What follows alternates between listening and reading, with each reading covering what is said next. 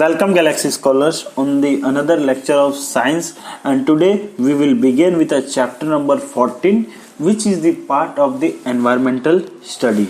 The name of the chapter is Natural Resources जो कि आपका चैप्टर नंबर 14 है.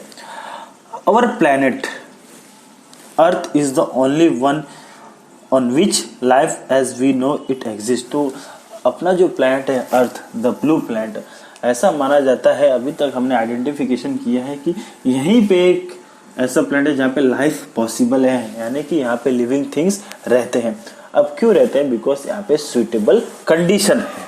Okay, the air, the water, the soil, everything is present in the appropriate condition. That's why the life is possible on this earth. Okay, life on earth is dependent on many factor. यहाँ पे ये बहुत important है. अब जो जिंदा चीज है जो अपने अर्थ पे रहते हैं वो डिपेंड करता है कि बहुत सारे फैक्टर पे. सबसे पहला है कि टेम्परेचर कैसा है. अगर उस एनवायरमेंट में टेम्परेचर बहुत ही हाई रहेगा और बहुत ही लो रहेगा तो वहाँ पे लिविंग थिंग्स की जो रेशियो है बहुत ही कम मिलेंगी. ओके, अगर अप्रोप्रिएट अमाउंट में रहेंगे 25 डिग्री सेल्सियस से 37 में पीएच भी एक ऐसा फैक्टर होता है जो बहुत ही इंपॉर्टेंट है. आपका टेम्परेचर, ये this are the factor which are play an important role for the survival of the living things. Okay, most life form we know need an ambient temperature, water and food. अब जितने हमने life form देखे उनको सही मात्रा में क्या चाहिए? टेम्परेचर चाहिए, वाटर चाहिए और फूड चाहिए. तीनों फैक्टर सही मात्रा में रहना चाहिए. The resources available on the earth and the energy from the sun are necessary to meet the basic requirement of all life form on the earth. अब जो बेसिक रिक्वायरमेंट है एनर्जी की, वो किसके द्वारा पूरी हो रही है? अपने एक प्लैनेट की जो भी है वो सन द्वारा हो रही है. बिकॉज फोटोसिंथेसिस ही एक ऐसा प्रोसेस है जिसके दौरान होता क्या है कि बहुत सारे हमारे एनर्जी कंजर्व होते हैं. तो और life is impossible. Okay, life is impossible without the photosynthesis process on the earth. So what are this resources on the earth? तो ऐसे कौन से रिसोर्सेस है जो मेजर किरदार निभाते हैं अर्थ के प्रॉपर कंडीशन के लिए for the life? This are the land, water and the air. अब इसमें से मेन जो रिसोर्सेस है लैंड है. अब लैंड से हमें क्या मिलता है? ये इंपॉर्टेंट रिसोर्स इसलिए बिकॉज वहां पे हम अपना क्रॉप उगाते हैं, कल्टीवेशन करते हैं. That's why it is a very important land. The water, of course the water is a very important because हमारी बॉडी के अंदर जो भी बायोलॉजिकल एक्टिविटी हो रही है वो किसके प्रेजेंस में हो रही है? वाटर के प्रेजेंस में हो रही है. तो that's why it is very important. And air तो है ही, बिकॉज एयर में से हमें क्या मिल रहा है? ऑक्सीजन मिल रहा है. तो the outer crust of the earth is called the lithosphere. अब जो सबसे बाहरी वाला पार्ट है, जो मिट्टीदार वाला पार्ट है, उस क्रस्ट को क्या बोला जाता है? उस आउटर पार्ट को क्या बोला जाता है? Lithosphere. Water covers 75% of the earth surface. अब जो अपना अर्थ का 100% सरफेस है उसमें से जो 3/4 पार्ट है वो किसने कवर करके रखा हुआ है? आपके वाटर ने कवर करके रखा है, जिसमें से मेजर ऑफ जो है सॉल्ट वाटर है, ब्राइन है. It is also found underground. Underground भी मिलते हैं और वो अंडरग्राउंड ही मेन वाटर होते हैं बिकॉज उनके इंपॉर्टेंस है, बिकॉज वो प्योर फॉर्म में रहते हैं, सॉल्टी नहीं रहते. And this comprise the hydrosphere. अब जितने वाटर हैं उन्हें क्या कहा जाएगा? हाइड्रोस्फीयर है. ओके, पहले हमने लिथोस्फीयर देख लिया जो आउटर क्रस्ट है अपना मिट्टीदार वाला. And the second thing is और hydrosphere, the air that cover the whole of the earth like blanket. अब एक चादर जो हवा की जो पूरे अर्थ को कवर करके रखी है उसे क्या बोला जाएगा? एटमॉस्फेयर. समझने की कोशिश करना है कि एटमॉस्फेयर एक ऐसा चीज है जो कवर करके रखा हुआ है अपने अर्थ के जो सरफेस को. Living things are found where this 3 exist. तो जहां पे ये तीनों चीज एग्जिस्ट करेंगे वहां पे लिविंग थिंग्स हमें क्या, तो वहां पे ऐसे लिविंग थिंग्स मिलने स्टार्ट होंगे जहां पे लिथोस्फीयर होगा, हाइड्रोस्फीयर होगा और एटमॉस्फेयर होगा. ये तीनों एग्जिस्ट बहुत ही इंपॉर्टेंट है. This life supporting zone of the earth. अब जो लाइफ सपोर्टिंग है, जो अर्थ पे लाइफ पॉसिबल है, वो एटमॉस्फेयर की वजह से, हाइड्रोस्फीयर की वजह से और लिथोस्फीयर की वजह से. समझने की कोशिश करना, लैंड वाला लिथोस्फीयर है एंड द वाटर वाला हाइड्रोस्फीयर है एंड द एयर वाला जो है वो आपका क्या है?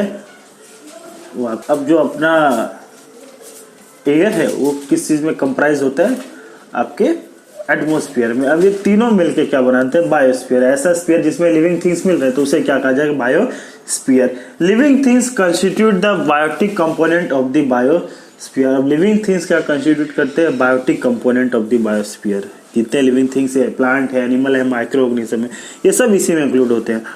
The air, the water and the soil form from the non living और एबायोटिक कंपोनेंट द बायोस्फीयर। ये सब क्या है, एबायोटिक फैक्टर है।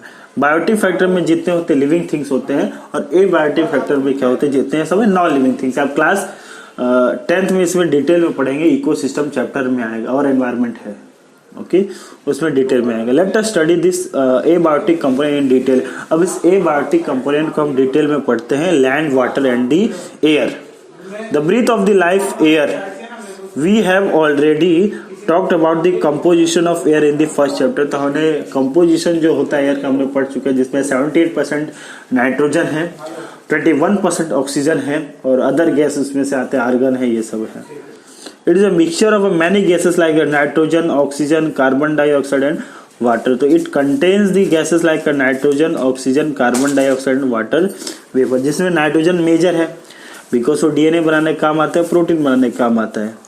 And it is interesting to note that even the composition of air is the result of life on the air। अब ये बहुत ही interesting है जानना, ये आप एक एक लाइन इस चैप्टर का बहुत ही इंपॉर्टेंट है, इसलिए मैं इसको इस वे में पढ़ाना ज़्यादा मानता हूँ। कि अब जो इंटरेस्टिंग फैक्ट ये है कि जो एयर में कंपोजिशन है, 78% नाइट्रोजन है, 21% ऑक्सीजन है, उसी की वजह से लाइफ पॉसिबल है अर्थ पे। बिकॉज अब आपके जो 21% ऑक्सीजन है उसको कौन यूज कर रहा है, हमारे एनिमल्स किंगडम यूज कर रही है। That's why life is dependent totally on the air composition.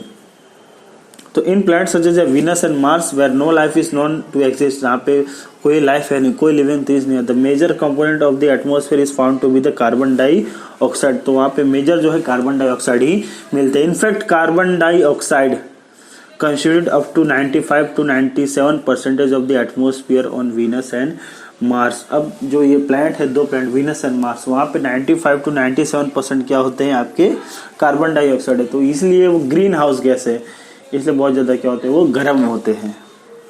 Eukaryotic cell, आप लोगों ने पढ़ा होगा कि there are 2 types of cell, prokaryotic और यूकैरियोटिक। जब अर्थ बना था तो उस दौरान प्रोकैरियोटिक सेल थे, ओके। और यूकैरियोटिक जो सेल थे धीरे धीरे कॉम्प्लेक्स होते गए, जैसे कि हम यूकैरियोटिक है, बैक्टीरिया क्या है, प्रोकैरियोटिक है। Need oxygen to break down glucose molecule and get energy for their activity. तो हमें ऑक्सीजन इसलिए लेते हैं बिकॉज हम ग्लूकोज को क्या करते हैं, ब्रेक डाउन करते हैं, जिसकी वजह से एटीपी के फॉर्म में क्या बनता है, हमारी बॉडी के अंदर एनर्जी बनता है। And this result in the production of carbon dioxide, इसकी वजह से कार्बन डाइऑक्साइड बनता है। अब कार्बन डाइऑक्साइड कौन लेता है, प्लांट लेते हैं, ओके। जब प्लांट वाटर और कार्बन डाइऑक्साइड को कंबाइन करेंगे तो उससे वो क्या बनाएंगे, कार्बोहाइड्रेट बनाएंगे। उस कार्बोहाइड्रेट कौन लेगा, हम लेंगे। तो ये चेंज चलती ही जा रही है। Another process which result in the consumption of oxygen, the concomitment production of carbon dioxide is a combustion. तो कार्बन डाइऑक्साइड कुछ जलने से भी प्रोडक्शन होता है, कोई भी चीज हम जलाएंगे। This include not just a human activity which burn fuel to get energy but also a forest fire. तो फॉरेस्ट फायर से भी कार्बन डाइऑक्साइड रिलीज होते हैं। And despite this the percentage of carbon dioxide in our atmosphere is mere fraction of a percent because carbon dioxide is fixed in a two way। अब जो मात्रा है carbon dioxide का हमारे atmosphere में बहुत ही कम है, बिकॉज उसका मेजर ऑफ फिक्सेशन हो ही जाता है। फिक्सेशन मतलब उसका यूज हो जाता है। पहला फैक्टर आपके ग्रीन प्लांट यूज करते हैं, सेकंड फैक्टर जो कौन यूज करता है, आपके मरीन एनिमल।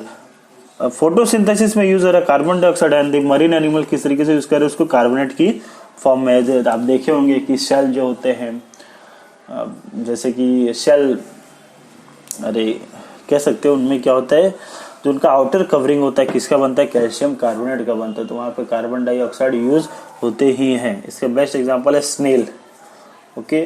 बाद में आपके मोलस्कन्स जितने हैं सब इसी में इंक्लूड होते हैं। सो आज के लिए इतना ही, थैंक यू।